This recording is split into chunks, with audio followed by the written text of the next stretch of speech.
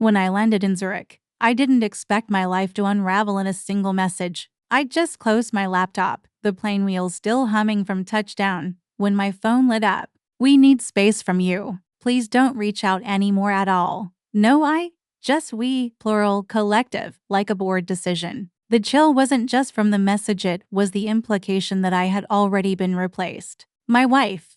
Someone else, speaking with one voice, a union formed behind my back, stronger in secrecy than what we had in the open. I read the message again, then again. The plane's cabin was quiet, but my pulse wasn't. People around me gathered their bags, smiled at their phones, checked on meetings. My world had just shifted, but no one noticed. There was a moment, brief, sharp, where I wanted to scream, demand answers, call her, confront, beg, even. But instead, a strange calm took over. The same calm I used when a market dipped or a competitor tried to blindside me. I closed my eyes, inhaled slowly, then typed a message I knew would land harder than any fight.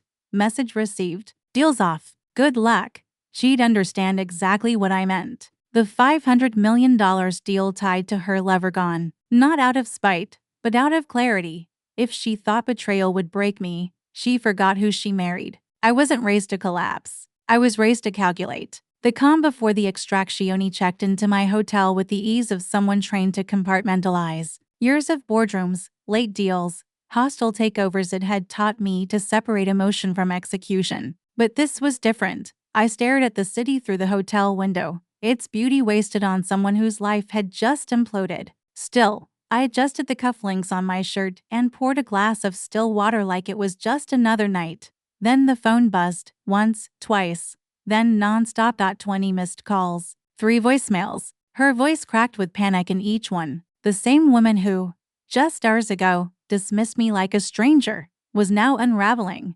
"Daniel, please. That wasn't what I meant. Can we talk, please?" Her tone flipped, as if she suddenly realized the cost of the silence she'd invited. I didn't respond. I poured another glass and turned off the ringer. Sometimes the most powerful message you can send is no message at all. Silence isn't passive. It's surgical. It lets them wonder which part of you they lost first, the warmth, the patience, or the mercy. The collection of truth Zurich moved on as if my life hadn't just split in two. Meetings, strategy sessions, presentations. I showed up to all of it. Flawless suit, calm voice, eyes open. I knew how to play the part of the unshaken executive, but behind every handshake and boardroom slide, I was building a case. Not in court, not legally. In truth, I hired a discreet surveillance firm I'd worked with during a merger investigation years ago. They were expensive, efficient, quiet. The photos started coming in. Her at a hotel lobby, him picking her up late at night, her hand on his arm, smiles that used to be mine now sold in. Secret. I stared at each image like a surgeon. Studies scans before an operation. Emotionless, precise. Every piece confirmed what I already knew, but knowing and seeing are different beasts. At night, I couldn't sleep. Not from grief, but from calculation. What else hadn't I seen before? What signs had I missed in my own home? The way she used to say, "I'm just tired." The way she turned her phone face down at dinner. She wasn't just lying to me. She was living beside me. Perfectly rehearsed. The puzzle becomes a portrait. Final blow wasn't the affair. It was realizing who he was. One of my own. An investor I'd trusted with not just numbers, but with access to my world. My future projections. My business roadmap. He'd used her like a Trojan horse. And she let him. It wasn't about love. It was leverage. I don't know when I became the enemy in her eyes. Maybe when I stopped asking about her yoga classes. Maybe when I missed her birthday dinner 3 years ago because a fund collapsed. Maybe she just got bored, but none of that gave her permission to become my undoing. I reviewed every interaction I'd ever had with him, every compliment, every dinner toast, every shared ride. Was he laughing inside the whole time? I didn't confront him. Not yet. I just watched from the shadows, noting every hypocrisy, every crack in his armor. If betrayal was a game, I was done being a pawn. The scientific knife DNA test arrived on a Thursday. Plain envelope, government lab insignia. It looked like anything like nothing. I sat with it for hours before opening it. The envelope rested on the corner of the desk while I answered emails, returned calls, drank coffee I couldn't taste. When I finally tore it open, My hands were steady. I don't know why I expected them to shake. The results were clear. My youngest son was not biologically mine. There was no scream, no shattered glass, just a silence that hummed through my spine. I thought about the time I taught him how to ride a bike, about how he ran into my arms after his first school play, about the drawing he made of him with big arms, me with a cape.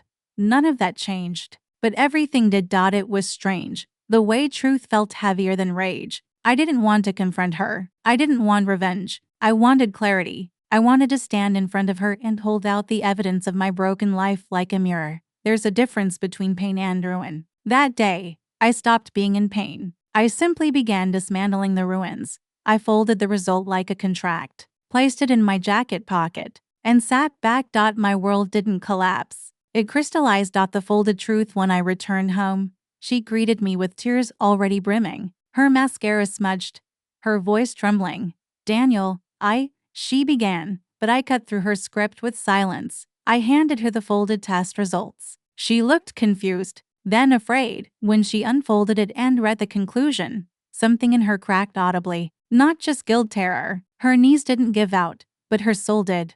"How long have you known?" she asked, barely above a whisper. "Long enough," I said. Her eyes searched mine for some opening. Anger, hope, weakness. But I gave her nothing, not even comfort, just closure. "I was scared," she said. "I didn't know how to fix it." I nodded, not in agreement, but in acknowledgement of how far she had gone, and how far I was from ever coming back. There was no shouting, no theatrics, just her sobbing into her hands while I walked into the other room, as calm as someone closing a final chapter. The corporate kill shot showed up that night. Her and him. The man who thought he could steal my wife and my company in one move. He wore a blazer over his arrogance and smiled like this was just an awkward dinner party. "Daniel, let's be adults about this," he said, as if decency could be invoked after betrayal. I didn't speak. I placed my phone on the table and tapped the screen. A board meeting appeared live. Every major investor on the call, every stakeholder watching. One asked, "Is this about the Q for breach?" Then I laid out the documents. Leaked files, tempered data, contract irregularities, all traced back to him, with her name appearing in places she swore she'd never been. His face shifted, shock, then sweat. Hers turned to stone. "What are you doing?" she asked, panic trembling beneath her voice. "I'm holding you accountable," I replied. I didn't raise my voice. I didn't insult. I just let the truth burn quietly through the room. When it ended, their careers were finished. Their credibility vaporized.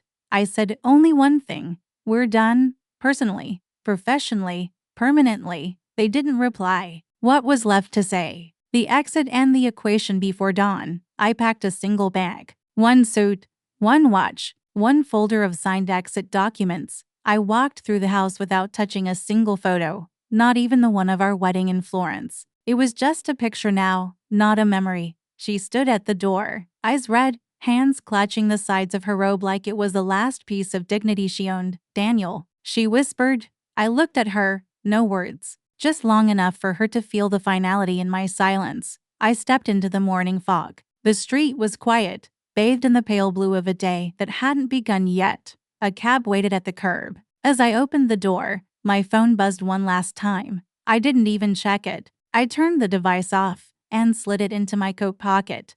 She asked for space. I gave her silence, not out of cruelty, not for revenge, but because sometimes walking away without a sound is the loudest goodbye you can give.